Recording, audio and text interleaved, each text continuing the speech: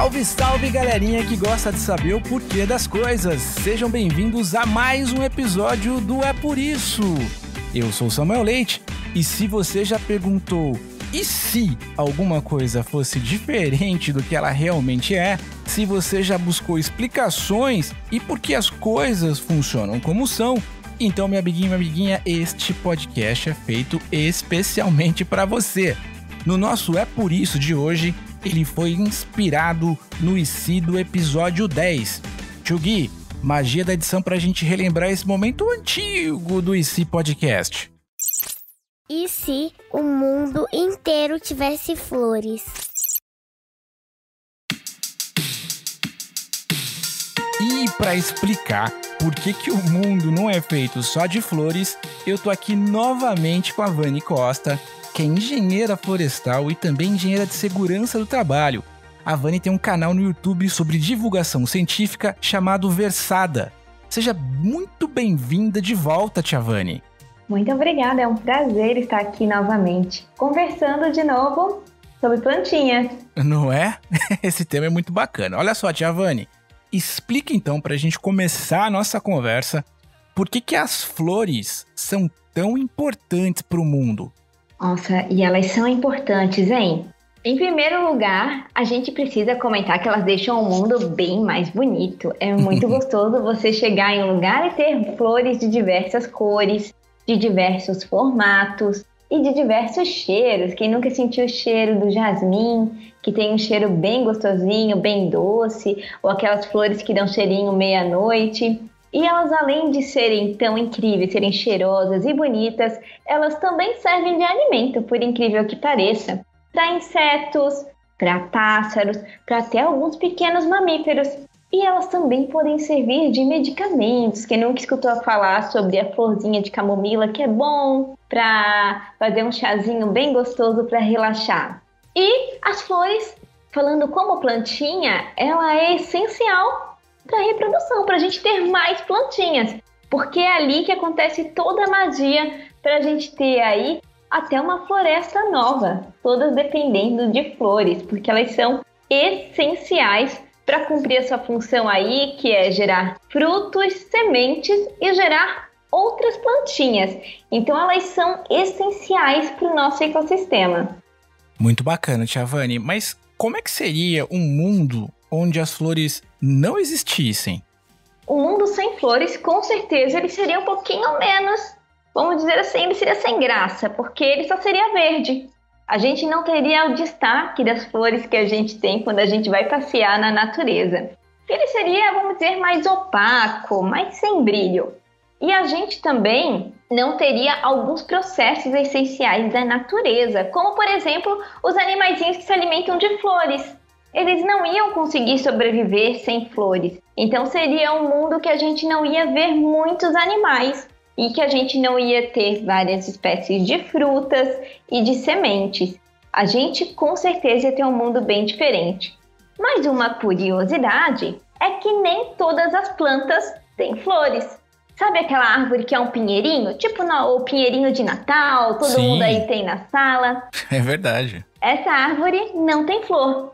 Quem não tem também é a araucária, que é o nosso pinheiro do Paraná, aquela árvore que parece estar com os bracinhos para cima.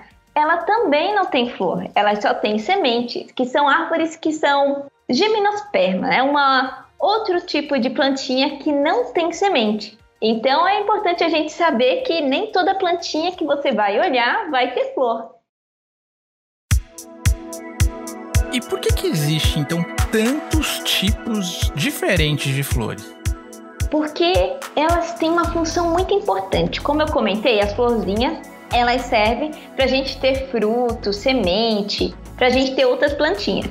E elas precisam atrair polinizadores, que vão levar o pólen de uma flor para outra, para que a gente consiga ter a reprodução das plantas. Então, tem esses formatos e cores diferentes para ser mais atrativo. Por exemplo, flores que atraem passarinhos têm cores bem vivas, para o passarinho conseguir enxergar. Já plantinhas que não dependem tanto assim de visual dos animais, já vai ter outras formas de atração e também não vão ser tão vistosas, porque elas não precisam ter esse tipo de atrativo. A gente vai até ter flores que elas vão imitar outros insetos para conseguir atrair mais. Uau! Então é bem divertido o mundo das flores. E eu tô refletindo aqui porque para uns toda essa tática, digamos assim, das flores pode ser percebido como um convite e para outros como uma armadilha. É muito interessante, né? Elas sempre estão chamando a atenção dos insetos, como você bem colocou aí, para polinizar. Como a natureza é perfeita, né, Tia Vani? Verdade. Mas por que as flores precisam ter tantas cores e cheiros ao contrário das plantas que são, na maioria, só verdes? Bom, é interessante essa parte de cores e cheiros, porque como a gente comentou, tem essa parte de ter cor para atrair os polinizadores, que são visuais, e os cheiros também são importantes para atrair polinizadores. Por exemplo, quem não é visual. Uma curiosidade é que a gente tem a maior flor do mundo, que ela tem um nome de flor cadáver. E ela tem esse nome bem estranho porque ela tem um cheiro ruim, de coisa podre, de coisa estragada. Mas ela tem que ter esse cheiro porque ela é polinizada por moscas. Olha só. Então, esse cheiro de coisa ruim é essencial para ela conseguir atrair as mosquinhas que ajudam aí na polinização dela. Morcegos também são atraídos por cheiros. Para quem não sabe, morcego também é polinizador de plantas. E as flores de morcego geralmente são sem graça, elas não são tão coloridas. Elas podem até ser verdes mesmo ou até branquinhas. Porque ele não precisa desse estímulo de cor, porque afinal o morcego voa à noite, então ele não enxerga a cor mesmo. Então tem que ter outras maneiras das plantas conseguirem atrair esses polinizadores que são noturnos. Existe até uma planta que ela solta muito polenzinho à noite para conseguir atrair um gambazinho que é de madrugada que ele vai lá pegar esse polenzinho. Então a gente tem cheiros diferentes, a gente tem formatos diferentes. É tudo pensando na melhor maneira possível de você conseguir atrair um polinizador. E nem sempre esse polinizador que vai levar o polenzinho de uma flor para outra vai ser um animalzinho. Pode ser até uma adaptação para o próprio vento, que o vento leve o polenzinho de uma flor para outra para a gente conseguir aí então ter a fecundação. Então essas características e adaptações das plantas são incríveis. Pois é, e de fato a natureza é uma coisa incrível, né? Que ela consegue conectar todas as pecinhas e consegue fazer com que a gente tenha um ecossistema, né? Um mundo tão bonito e florido. Mas, como é por isso, é um podcast de imaginação, de mundos e coisas imaginativas, eu queria te fazer uma pergunta aqui, Tia Vani. O que aconteceria, na sua opinião, se vivêssemos em um mundo onde tudo fosse feito somente de flores? Eu vou interpretar essa pergunta da seguinte maneira, que a gente vai ter plantinhas que as flores vão ficar sempre abertas, que elas não vão fechar nunca.